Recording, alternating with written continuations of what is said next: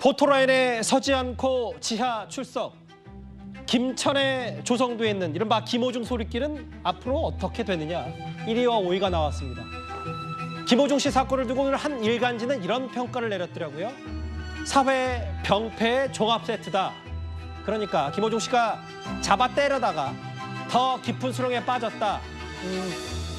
오늘 오후에 결국 경찰에 비공개로 출석해서 2시에 출석했는데요. 지금 저녁 6시 26분이니까 경찰 조사가 시작된 지 한 4시간 30분 정도가 다 돼갑니다.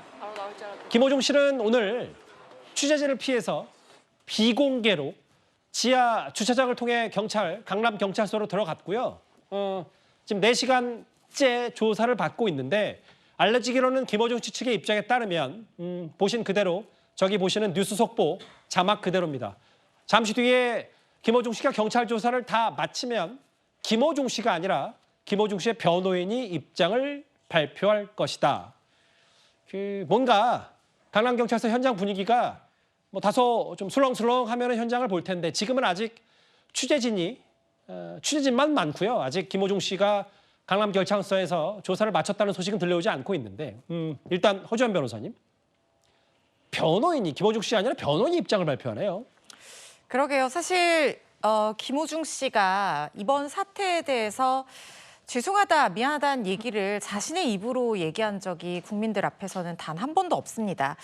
팬카페 글로써 입장문을 발표하면서 미안하다, 죄송하다, 또 국민들 앞에서, 팬들 앞에서 사과하고 싶다 이렇게 입장을 밝힌 적은 있지만 또 그래서 그렇기에 오늘 이 경찰서에 출석을 하면서 이 이른바 포토라인에 서서 본인의 입으로 스스로 사과의 말을 할 것이 기대가 되었습니다만은 결국 김호중 씨는 모습을 드러내지 않고 지하 주차장을 통해서 출석을 했습니다. 물론 이것이 법적으로 원칙은 맞습니다. 왜냐하면 다들 아시는 것처럼 2019년에 법무부 훈령이 만들어져서 형사사건 공개 금지 규정이 원칙이고 그래서 특히 이렇게 세간의 주목을 받는 유명인 사건 같은 경우에 이 포토라인에 당사자를 세우지 않는 것이 원칙이긴 합니다.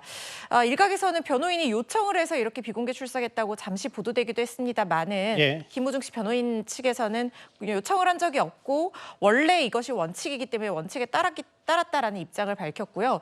근데 그 이후에 조사를 받고 나서도 결국에 김호중 씨는 자신의 모습을 드러내지 않을 것으로 보입니다. 수속사에서 이른바 도둑 출석이라고 얘기하는 이 부분에 대해서 사과 의사를 표명을 하기는 했습니다만은 조사 이후에 어떤 부분을 인정하고 어떤 부분에 대해서 부인하는지에 대해서도 아마 얘기가 나올 것이고 질문을 받을 거라는 생각이 드는데요. 결국 김호중 씨의 입을 통해서는 이 부분을 듣기는 어려운 상황으로 보입니다. 포토라인에서 수많은 취재진이 기다렸는데 김호중 씨는 비공개로 저 잠깐 보셨던 남색 SUV를 타고 지하 주차장으로 경찰 출석을 했습니다.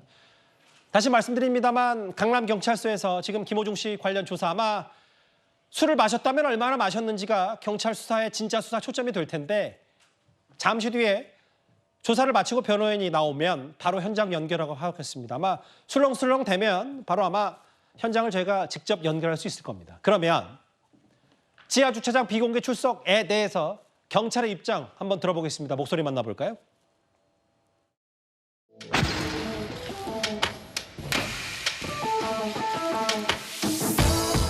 평상시에 하던 대로 이렇게 진행을 하는 거니까 그 부분을 양해를 좀 해주시면 좋겠습니다. 혹시 오해 없으셨으면 좋겠습니다. 지하로 들어가는 게 평상시 하던 대로요? 여쭤보는 저희 규정상 공보 규칙상도 그렇고 이 청사를 신축 당시에 설계 자체가 그렇게 되어 있어서 그렇게 진행하는 거니까요. 그렇게 이해해 주시면 될 것 같습니다. 지하로 들어가는 게 특별한 그리고 나중에 끝나고 난 다음에 그런 부분들에 대해서 저희가 조사 경로라든가 그런 부분들에 대해서 알려드리도록 하겠습니다. 지하로 들어가는 게 특별한 게 아닌 거예요? 한 기자가 집요하게 물어보죠. 지하로 들어가는 거 특혜 아니냐 이런 취지. 강남경찰서는 설계 때부터 지하로 출석할 수 있게 돼 있고 본인이 특별한 게 요청한 거 아니다. 공보 규칙에 맞게 절차대로 진행한 거다. 이건 경찰의 입장인데 이수영 교수께 제가 궁금한 건 김호중 씨 생각이거든요.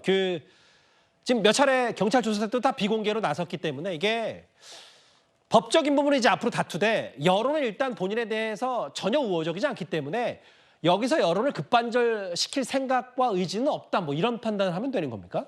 뭐 그렇게 봐야 되겠죠. 그래서 지금 아마 이제 그 포토라인에 서는 거를 완전히 그 회피한 것으로 도 이제 읽힐 수 있는 그런 뭐 지하로 출입을 하는 이런 이제 상황이 전개됐는데 예. 그러면 왜 그럼 이렇게 하느냐? 뭐 본인 입장에서는 아직 여러 가지 행사가 남아 있잖아요. 그런데 포토라인에 마치 뭔가 혐의가 있는 사람, 유죄가 뭐 되는 사람처럼 비치는 게 아마 차후에 있을 이제 본인의 콘서트에 뭐 상당히 막대한 영향을 주지 않을까 이런 염려가 한편으로는 있는 것 같기도 하고. 예. 그리고 또 한편으로 경찰 입장도 저는 충분히 이해가 되는 게 사실은 공보 규칙에 맞춰서 절차대로 진행했다 이런 이제 주장의 연장선상에 있는 사건이 사실은 이선균 씨 사건이거든요. 그렇죠. 그렇기 때문에 포토라인에 3번 서면서 사실은 지금 뭐 연예인은 아무래도 인기를 먹고 사는 직업이다 보니까 예. 아마 일반인들이 느낄 수 있는 충격보다 이 연예인들이 추락하면서 느끼는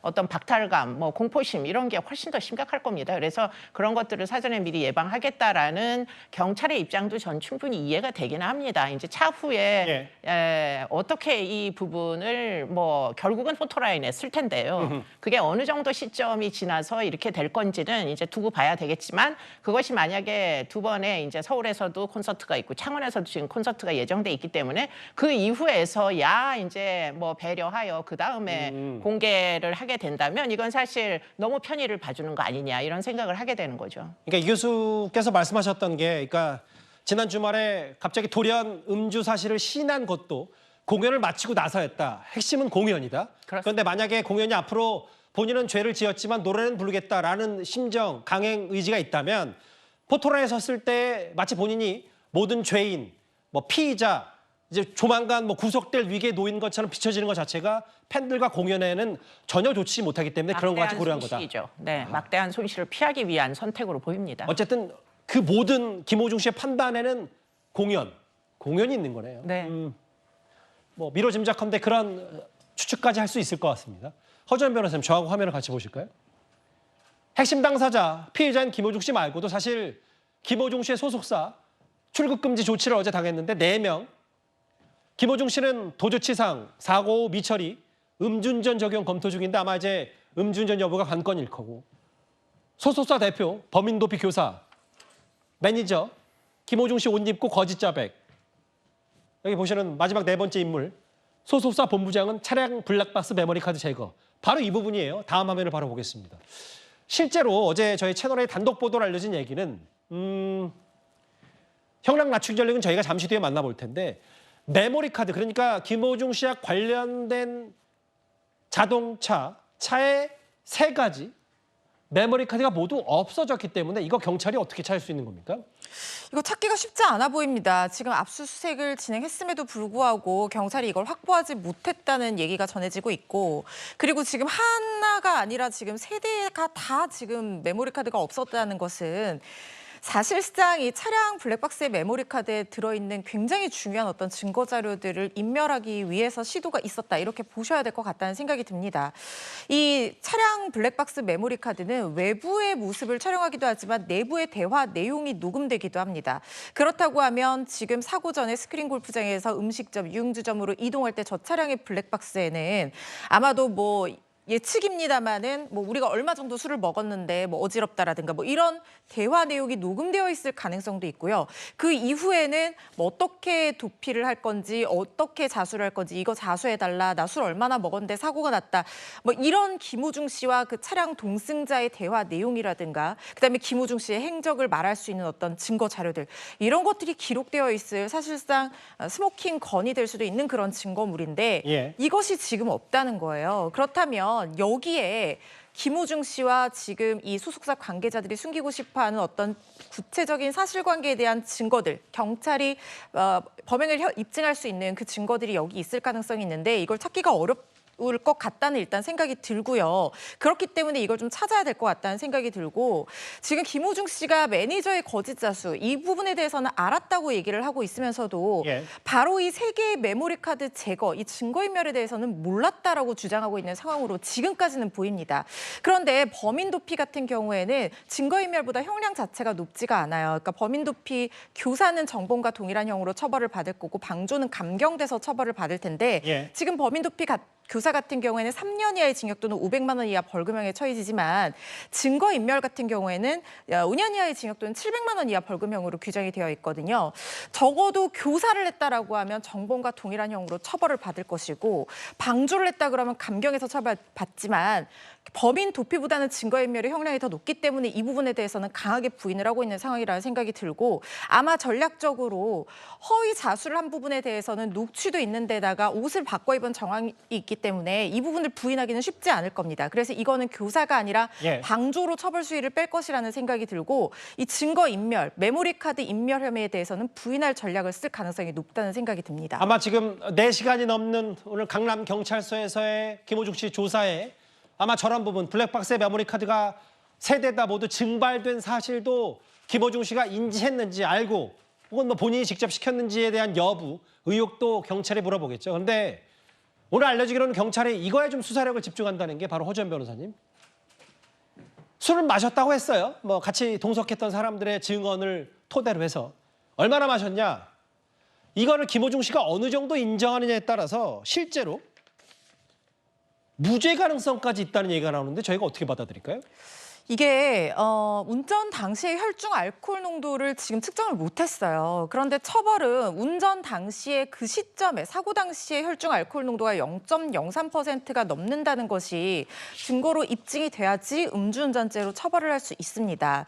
그런데 혈중 알코올 농도를 측정하지 못한 상황이지만 어쨌든 김호중 씨는 음주 사실 자체만 시인한 상황이거든요. 예. 오늘 조사에서 어떻게 얘기하고 있을지는 모르겠으나 본인도 내가 어느 정도 마셨을 때 0.03%가 나오는지 모른다. 그냥 몇 모금 마신 게 전부다라고 만약에 주장을 한다라고 하면 사실상 0.03% 이상이라는 점에 대해서 입증 책임은 수사기관 거기서 지는 겁니다. 그렇기 때문에 이 증거가 사실 불충분한 상황으로 무죄로 빠져나올 가능성이 있는 거예요.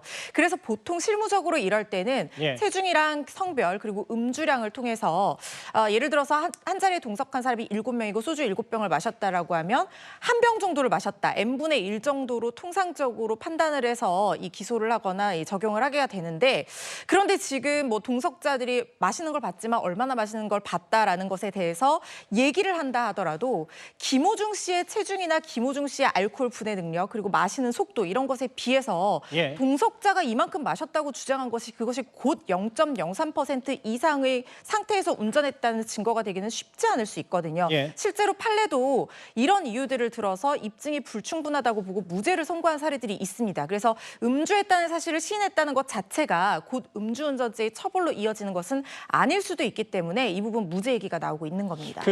이수영 교수님, 네. 뭐 법률 조언을 받고 자문을 구하는 건 당연히 피의자의 권리인데 과거의 사례도 보듯이 혹은 오늘 뭐 어떻게 경찰과 조율이 됐는지 모르겠지만 비공개 출석 이런 걸 봤을 때 아마 지금 김호중 씨도 꽤 술자를 처음에는 입에만 댔다가 안 마셨다고 했고 뭐 지금 경찰 조사에서 오늘 지금 강남경찰서에서 어떤 말을 할지는 모르겠지만 본인 스스로도 정확히 구체적으로 진술하지 않을 가능성도 배제할 수 없는 거 아닙니까? 저는 진술하지 않을 거라고 예상이 되고요. 뭐 애당초에 시인할 거였으면 현장에서 아마 경찰을 불렀겠죠. 근데 그럴 생각이 없었다. 그리고는 지금 저 장면이 정말 수상하기 이를 데 없는 장면입니다. 저게 지금 사고를 내고 난 다음에 예. 매니저를 만나가지고 편의점, CCTV 뻔히 있는 편의점에 가가지고 지금 맥주를 4캔이나 구입을 했어요. 이 얘기는 무슨 얘기냐. 사고 당시에 마신 술 때문이 아니라 지금 그 이후에 사고 이후에 자기가 맥주를 마셔서 그것으로 인해서 혈중 알코올 농도가 현재 나오는 거 아니냐라고 만약에 국가수에서 어느 정도 처벌 가능성이 있는 지표가 나온다선 치더라도 예. 일종의 술타기 수법이라고 한답니다. 이거를. 그래서 뒤늦게 이제 술을 마신 그것 때문에 지금 혈중 알코올 농도가 나오는 거다. 이런 식으로 이제 주장하려고 지금 저렇게 CCTV를 남겨둔 거 아니냐. 그래서 이게 이제 고의로 지금 음주운전 임에도 불구하고 고의로 지금 아닌 것처럼 방해하는 행위라고 여겨서 지금 아마 검찰총장은 이거를 김오중법이라고 그러게요. 일설 입법을 해야 되는 부분이다, 더 엄벌해야 되는 것이다 이렇게 이야기할 정도로 예. 제가 볼 때는 저게 전부 김오중 씨의 머릿속에서 나온 일인지가 좀 상상이 잘 되지 않아요. 도대체 음주 운전과 연관해서 얼마나 많은 전문 지식이 있으면 저와 같은 일들을 일련의 행위를 하는지가 이해가 안 되고 예. 그게 전부 다 이제 뭐 여러 조력인들에 의해 가지고 만약에 상당 부분 뭐 물론 뭐 방어의 어떤 권리는 있겠지만 이게 사실은 굉장히 악성으로 지금 이 진행이 되고 있는 거 아니냐. 그런 이제 생각이 한편으로는 들고요. 제일 중요한 건 뭐냐. 예. 위드마크 공식으로 추정한다는 건데 그게 추정치예요. 그렇죠. 객관적 증거는 사실 아닌 거예요. 그런데 지금 이 사건이 벌어졌을 때와 지금 이제 뭐 국가수에서 검증을 한 그 시간이 17시간이나 소요가 됐어요. 그렇죠. 그러니까 17시간 후에 과연 혈중 얼마나 되는 알코올의 농도가 남아 있을지 이건 사실 굉장히 의문입니다. 그런데 지금 경찰 조사를 받고 있으니까 핵심 혐의들에 대해서 경찰이 물어볼 테고 김호중 씨가 어떻게 경찰에 진술할지도 아마 이후에라도 뒤늦게 공개가 되겠죠.